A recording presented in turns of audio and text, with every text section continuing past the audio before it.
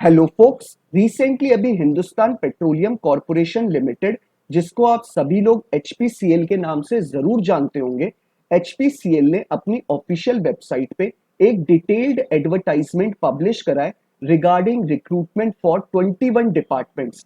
इन 21 departments में हम specifically legal department की वैकेंसी के बारे में बात करने वाले हैं कि कितनी नंबर ऑफ वैकेंसी हमारे लीगल डिपार्टमेंट के लिए निकाली गई है, क्या एलिजिबिलिटी क्राइटेरिया रखा गया है, कौन सी डेट से पहले हमें ये फॉर्म फिलअप कर देना है, क्या सिलेबस हमारा इस पूरे एग्जाम में रहने वाला है और हमारा क्या एग्जाम पैटर्न होने वाला है। ये सारी डिटेल्स को देने से पहले एक इंपॉर्टेंट इंफॉर्मेशन वीडियो की स्टार्टिंग में देना चाहता हूँ।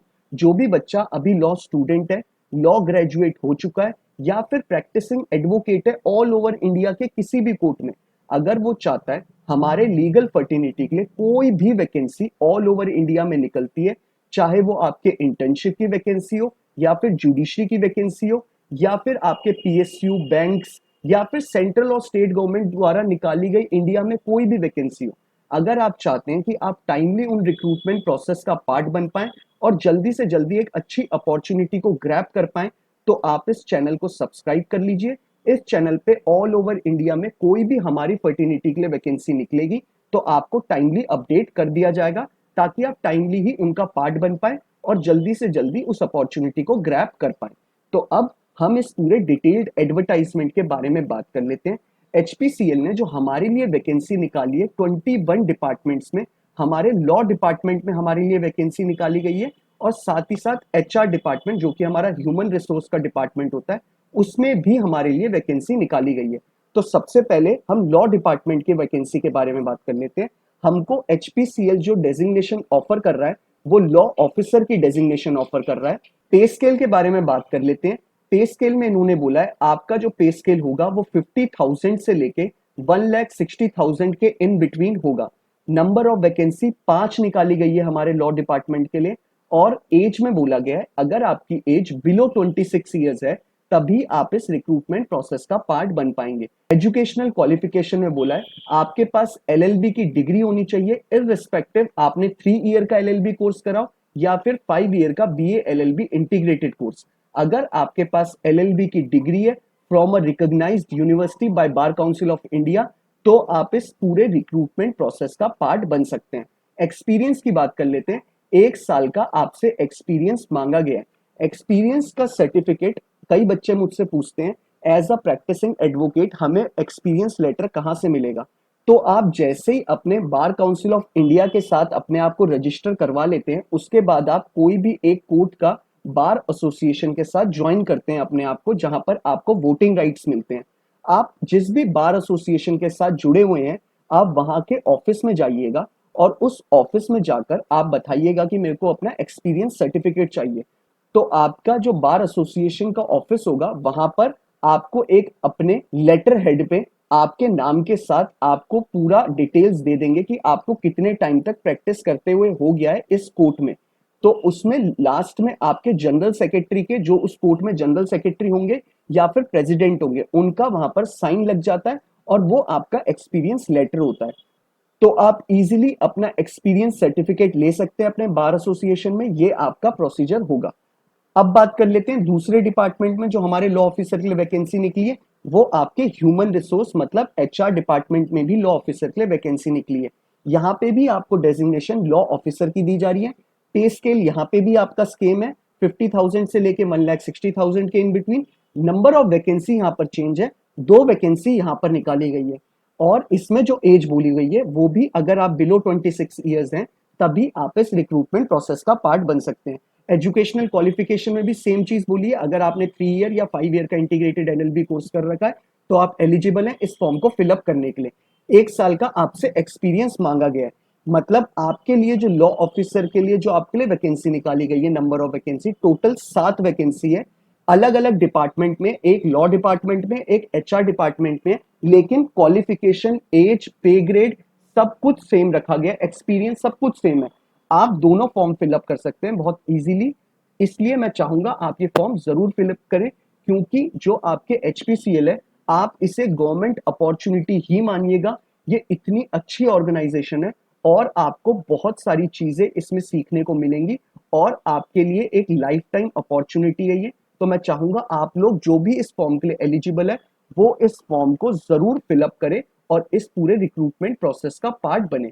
अब बात कर लेते हैं कि एजुकेशनल क्वालिफिकेशन में इन्होंने एक चीज और मेंशन करी है कि आपके पास अपनी एलएलबी की डिग्री में अबव 60% होने चाहिए। किन बच्चों के पास? जो अनरिजर्व कैटेगरी जनरल कैटेगरी से बिलोंग करते हैं, जो ओबीसी कैटेगरी से बिलोंग करते हैं और जो इकोनॉमिक वीकर सेक्शन कैटेगरी से बिलोंग करते हैं, उनके पास अबव 60% होना चाहिए। उन्होंने एलएलबी में अबव 60% स्कोर करा होगा, तभी वो इस प्रोसेस का पार्ट बन पाएंगे। एससी, एसटी और पीडब्ल्यूडी कैंडिडेट के लिए अगर उन्होंने 55% अबव स्कोर करा है अपने एलएलबी में, तो वो लोग इस रिक्रूटमेंट प्रोसेस का पार्ट बन सकते हैं। एक्सपीरियंस की बात कर लेते हैं। एक्सपीरियंस में इन्होंने बोला है कि आपके पास मिनिमम 1 साल का एक्सपीरियंस होना चाहिए एज अ प्रैक्टिसिंग एडवोकेट। मतलब आपको बार काउंसिल ऑफ इंडिया के साथ एनरोल हुए हुए 1 साल कंप्लीट हो जाना चाहिए, तभी आप इस पूरे प्रोसेस का पार्ट बन पाएंगे। अब बात कर लेते हैं रूल्स एंड रिस्पॉन्सिबिलिटीज के कि आप अगर सिलेक्ट हो जाएंगे तो आपसे क्या क्या काम कराया जाएगा। 1 साल जिन्होंने भी कोर्ट रूम विजिट करे उनके लिए ये काम बहुत ईजी होगा। उन्होंने ये काम जरूर देखे होंगे अपने सीनियर को करते हुए, जैसे ड्राफ्ट को करना, ड्राफ्ट बनाना, फाइनलाइज करनी प्लीडिंग्स को, एग्रीमेंट्स बनाने, डीड्स बनाने, डॉक्यूमेंट को ऐड ऑन करना और लीगल मैटर्स में जाके अपेयर होना। बहुत सिंपल और सॉर्टेड चीजें हैं जो आप लोग बहुत आराम से इसे कर सकते हैं और सीख सकते हैं। एचआर में बात कर लेते हैं। एचआर में भी सेम चीज बोल रखी है कि आपके पास 1 साल का मिनिमम एक्सपीरियंस होना चाहिए as a practising advocate. Selection procedure के बारे में बात कर लेते हैं। आपका सबसे पहले एग्जाम कंडक्ट कराएगा एचपीसीएल, जिसको सीबीटी कहते हैं, जो कि आपका कंप्यूटर बेस्ड टेस्ट होता है। जो भी बच्चा उस सीबीटी को क्लियर करेगा, उसमें पास होगा, उसके बाद उसको एक मेल आएगा एचपीसीएल के द्वारा, एसएमएस या फिर उसको मेल के द्वारा इंटीमेट किया जाएगा कि आपने पेपर क्वालिफाई कर लिया है। अब आपको अपने सारे रेलेवेंट डॉक्यूमेंट्स इस पोर्टल पे अपलोड करने हैं। तो आपको फिर उसके बाद ऑनलाइन उस सारे पोर्टल पे अपने पूरे रेलेवेंट डॉक्यूमेंट्स अपलोड करने होंगे। उसके बाद एचपीसीएल उन डॉक्यूमेंट्स को वेरीफाई करेगा और फाइनली फिर वो आपको ग्रुप टास्क या फिर पर्सनल इंटरव्यू के लिए कॉल लेटर भेजेगा। आपके डॉक्यूमेंट्स को वेरीफाई करने के बाद फिर आपके पीआई होने के बाद हमारे लॉ ऑफिसर्स के लिए मूट कोर्ट रखा जाएगा और आपका मूट कोर्ट का टेस्ट होगा। अब मूट कोर्ट जो भी लॉ स्टूडेंट है उनको पता होगा, ये समझाने की जरूरत नहीं है कि मूट कोर्ट क्या होता है। आप सबको मूट कोर्ट के बारे में पता होगा। तो ये आपका पूरा सिलेक्शन प्रोसीजर होने वाला है। अब बात कर लेते हैं कि एग्जाम में आपके क्या क्या चीजें आएंगी।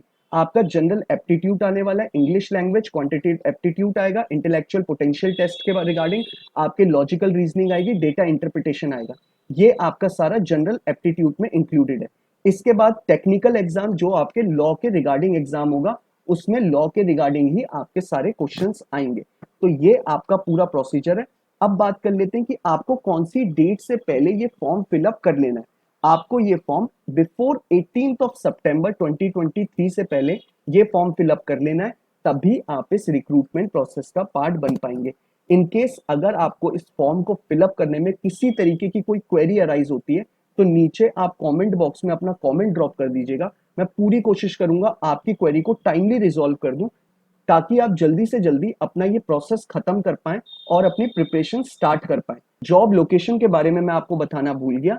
जहां भी आपके एचपीसीएल की ब्रांच होगी वहां पर आपको पोस्ट किया जा सकता है। All over India, pan India में आपकी पोस्टिंग की जा सकती है। तो इसमें कोई भी डिवीजन नहीं है, नॉर्थ साउथ ईस्ट वेस्ट। आपको जहां भी एचपीसीएल का ऑफिस होगा, ब्रांच होगी, आपको ऑल ओवर इंडिया में आपको वहां पर प्लेस किया जा सकता है। ये अब बात कर लेते हैं ये एडवर्टाइजमेंट के बारे में। नीचे आपको डिस्क्रिप्शन बॉक्स में जो पहला लिंक अवेलेबल है वो इस पूरा एडवर्टाइजमेंट का है। आप चाहे तो उसे डाउनलोड कर सकते हैं, चाहे तो आप उसे स्क्रॉल डाउन कर सकते हैं। वैसे मैं आपको बेसिक सारी इंफॉर्मेशन प्रोवाइड कर चुका हूँ। स्टिल अगर आपकी कोई क्वेरी आती है तो आप नीचे कमेंट बॉक्स में कमेंट ड्रॉप कर दीजिएगा। अब बात कर लेते हैं कि आपको ये फॉर्म फिलअप कैसे करना है। नीचे डिस्क्रिप्शन में जो आपको सेकंड लिंक अवेलेबल है, आप उस पर क्लिक करेंगे, डायरेक्टली आप एचपीसीएल की साइट पे इंटरफेस खुल जाएगा। आप वहां पे फॉर्म फिलअप कर सकते हैं। फॉर्म फिलअप करने में किसी तरीके की कोई क्वेरी आती है, आपको अराइज होती है, तो आप कमेंट बॉक्स में अपना कमेंट ड्रॉप कर दीजिएगा। मैं पूरी कोशिश करूंगा टाइमली उसे रिजॉल्व कर दूं। बाकी अगर आपको ये वीडियो पसंद आया हो तो आप इसे लाइक शेयर जरूर करिएगा। और अगर आप चाहते हैं कि ऑल ओवर इंडिया में कोई भी हमारे वैकेंसी निकले लीगल फर्टिनिटी के लिए और आपको वो टाइमली अपडेट मिल जाए, तो आप इस चैनल को सब्सक्राइब कर लीजिए। Thank you so much.